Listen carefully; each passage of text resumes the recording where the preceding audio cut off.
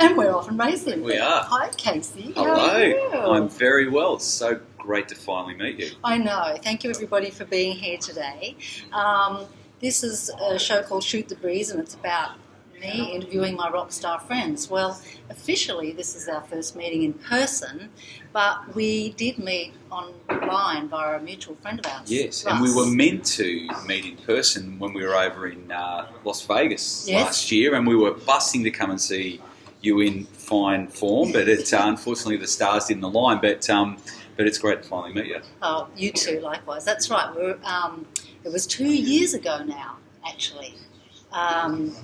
I was in Vegas with John Fogarty, and you were there doing your own shows. What a gig! Can I just say, I want to know, that is such an incredible, that's huge. But this is not about me. It should be, because that's massive.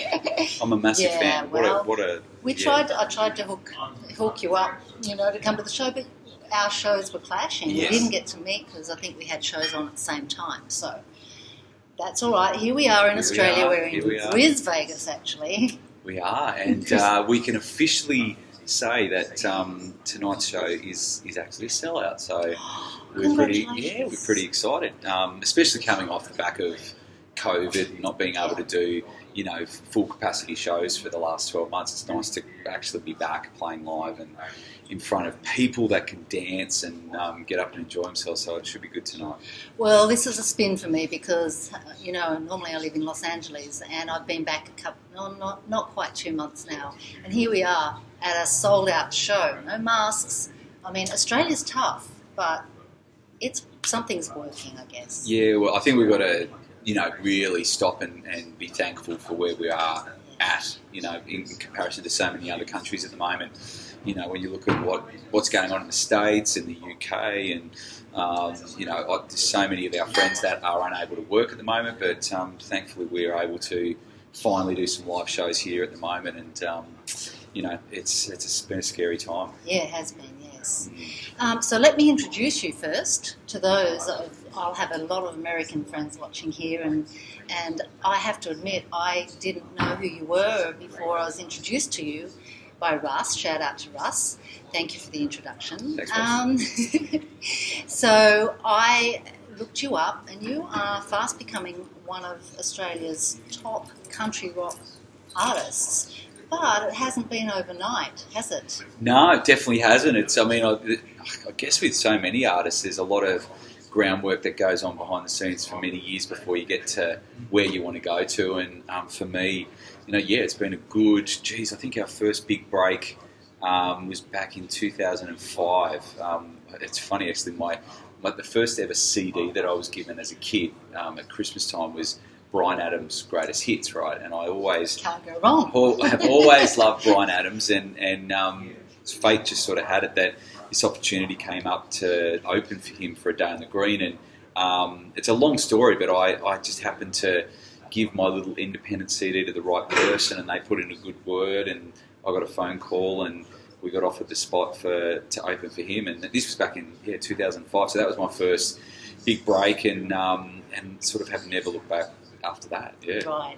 And am I allowed to say that I did read that you were on Idol in 2009? Yeah, yes, you are. I'm allowed? You are. It was definitely something that I was never a fan of, reality TV, and I was quite happy doing my own thing, but this opportunity sort of came up, and enough people sort of got in my ear to get me to audition, and I was lucky enough to get through, and I had at the time no expectations, but I was lucky enough to make it all the way through to the top 100, and then they narrowed it down to the top 24, and then to get to the top 12 was it was a pretty big thing at the time. Idol was a huge show, and you were on the back of billboards all around the country and in magazines, and really, it was really weird to go from 1 week where you were in the top 24, which wasn't necessarily a big deal, and you could walk down the street and nobody knew who you were, to a week later, you couldn't walk out of your hotel. It was really quite weird to have that happen. It was a strange feeling, but good experience, learn a lot, and I guess every little bit helps you get to where you want to go. Right, and so what I find interesting is now, 12 years later, you're starting to really crack that market. by the looks, and I love your music. It's right up my alley. Oh, It's right up my alley. So it's actually quite pop, isn't it? Pop, yeah, rock, you know, yeah. and country as well. It's Yeah. Definitely. I mean, it's that, you know, I've been, you know, influenced by all of those genres growing up, you know, as a kid, you know, from my parents, what they used to listen to. So I love all of that, pop, rock, love country as well. And I've sort of found this sort of niche of melding all of those things together, and some great producers that have been able to take my ideas and, you know, record them and produce them the way that I want. So it's been, I think probably the last 2 years in particular have been a real breakthrough of, you know, getting the right team behind me, the right songs, and then the opportunities sort of come. And you had some amazing award nominations. And what's your biggest award that you're proudest of lately? I don't know. I mean, I guess growing up as a kid, I always used to watch the ARIA Awards, which are our, you know, industry national award. That we used to watch it on TV every year. And, you know, 12 months ago, if somebody had said I would get an ARIA nomination, I would have probably laughed. But, you know, I was lucky enough to get my first ARIA nomination with the new album, and which was a huge bucket list thing. And then I think we got, it was 4 or 5 Golden Guitar nominations as well, which is the Country Music Award. So yeah, definitely, it's funny, you know, if you go back to the start of 2020, before the pandemic sort of hit, we had all these plans of releasing my album, and we had a national tour booked in, and all of these things all ready to go, and then out of nowhere, you know, along came the whole pandemic situation, and we had to make a decision whether to release my album or hold it and put it off. And, you know, a lot of artists made that decision that didn't want to release. You know, it was too much uncertainty and too big a risk. We did the opposite. We released the album and pushed harder than we've ever pushed, and it actually ended up paying off. So it was funny how it worked out. Yeah, amazing. Oh, there were so many decisions to be made last year, weren't there? And ongoing even now. You know, I had to decide, was I going to come home or stay in Los Angeles, you know, and nobody knew how long it was going to go on for. But kudos to you. Congratulations on all those nominations, and you deserve it. And I'm watching your career with interest, because what I love about interviewing people like you, and you've probably seen Kenny Aronoff, my interview with him, and Bob Malone, and we're all in that little bit older age bracket. We're not 20 anymore. And I feel like we can kind of impart some experience and wisdom on people who are coming up and wanting to break into the music biz. What would you say to anybody, young or old, doesn't matter, you know, you can start at any age. What's been the biggest aha for you about this whole journey? Oh, so many things, you know, so many things. I wish I could go back and talk to my younger self and give them a little bit of advice, just to be patient. You know, be patient. Don't rush things. It's not going to happen overnight like you want it to.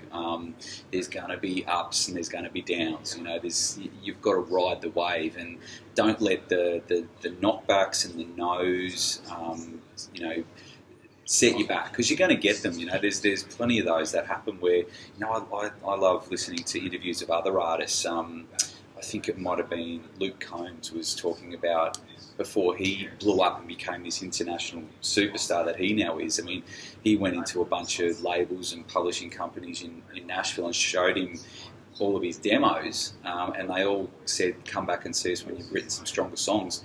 Those songs were the songs that went on to become his first #1 songs. And I just find that comical. It's so many, you know, there's so many people that work in the industry that seem to think they know what they're talking about. They don't necessarily always know what they're talking about. And I think you've just got to keep pushing and persisting and believing what you're doing, and don't be afraid to keep developing and improving, because, you know, I've had opportunities come along maybe 10 years ago, but I wasn't probably ready then. I didn't have the knowledge, the songs, the learning more skills and becoming a better performer. All of those things, I'm definitely more ready now than I was back then. Yeah. Hindsight is a wonderful thing, isn't it? Yeah, yes, absolutely. Yeah. Okay. Well, look, we're backstage. Casey's about to go on stage in a little while. We're going to go out and watch. Oh, here's the camera here. There it is. Oh, yeah, we're watching ourselves on that, and we're having This is an Australian beer for those playing at home overseas. There we are.